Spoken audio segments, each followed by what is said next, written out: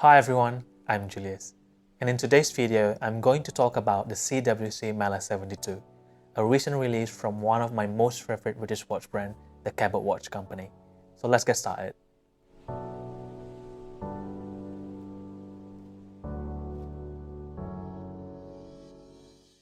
The British military had always been equipped with the most advanced timekeepers of their era. From the marine chronometers, which gave the Royal Navy the essential ability to determine longitude at sea, the luminous wristwatches with unbreakable crystals advertised by Smith & Son during the First World War, to the fictional spy-worthy Omega Seamaster wristwatches used by 007, aka James Bond.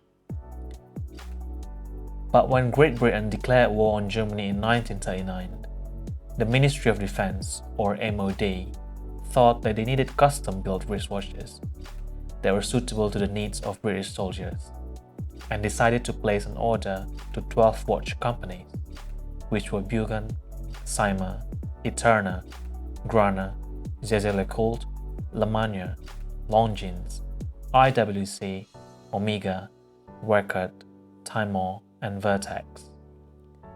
These watches were required to be regulated to chronometer standards, waterproof, and also shockproof, which then later became known as the Dirty Dozen WWs, which stands for Watch, Wrist, Waterproof. The watch that you are looking at right now is a reissue of the W10 watches, which was descended from the Dirty Dozen after the Second World War. The W10 watches follow the familiar formula of a sober black and white dial with Arabic numerals, no date, a hand-wound movement, and hackable center-seconds hand as it has always been regulated by the MOD's DEFSTAN, aka Defense Standard. The first W10 watch was issued by Smiths in 1967. But by 1972, Smiths had stopped making watches, and Hamilton Watch Company, which was also providing watches for the Royal Navy, Air Force, and Army, was facing the quartz crisis.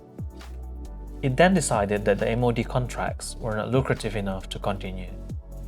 Seeing this opportunity, Hamilton's managing director for the UK at the time, Ray Mellor, decided to go his own way. Mellor, who was also a former merchant marine sailor during World War II, founded the Cabot Watch Company, or CWC, in 1972.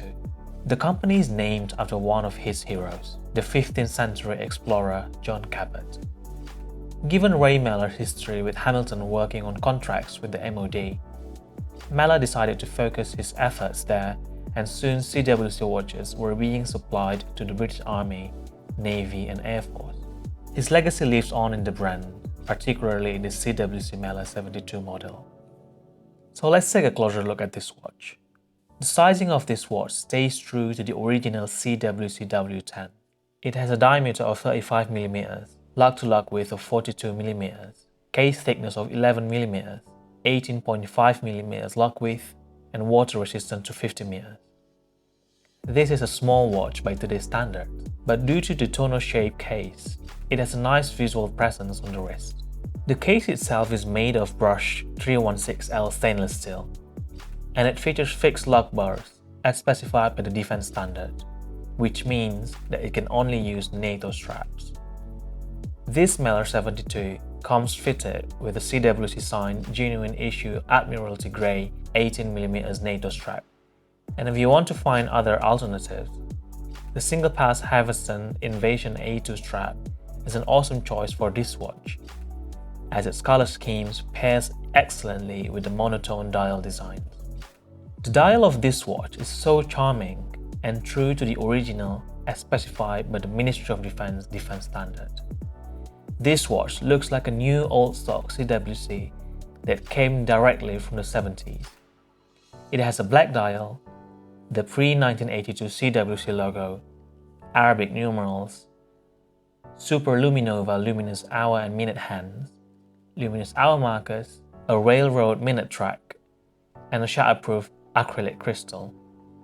No faux patina lume here, and I personally like it. Another defining feature is the encircled T on the dial.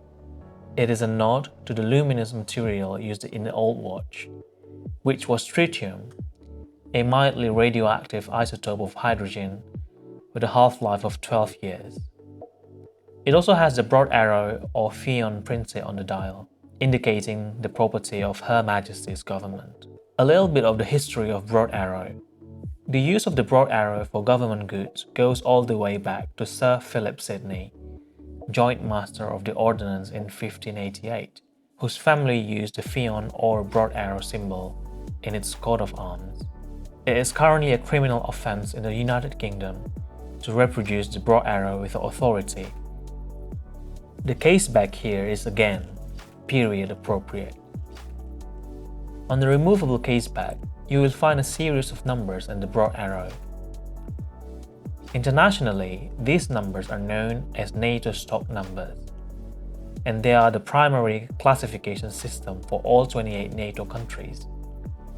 This means that the items of the same type will share many of the same digits, despite where and when they are coded.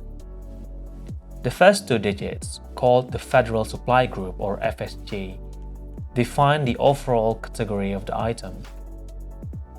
In the case of most issued watches, the 66 is for instruments and laboratory equipment. The next two pairs of digits are called as Federal Supply Class or FSC. It narrows the item category even more. The number 6645 means time measuring instruments.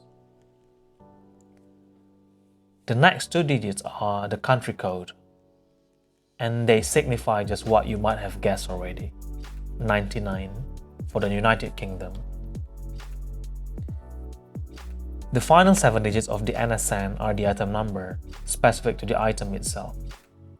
It is different to the serial number at the bottom.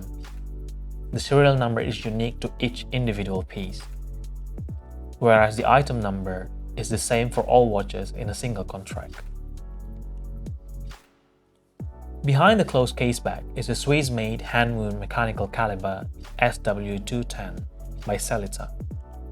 It has a hacking function, which is very useful for military watches that needs to be synchronized to the second, a modern operating frequency of 28,800 vibrations per hour, and 42 hours power reserve.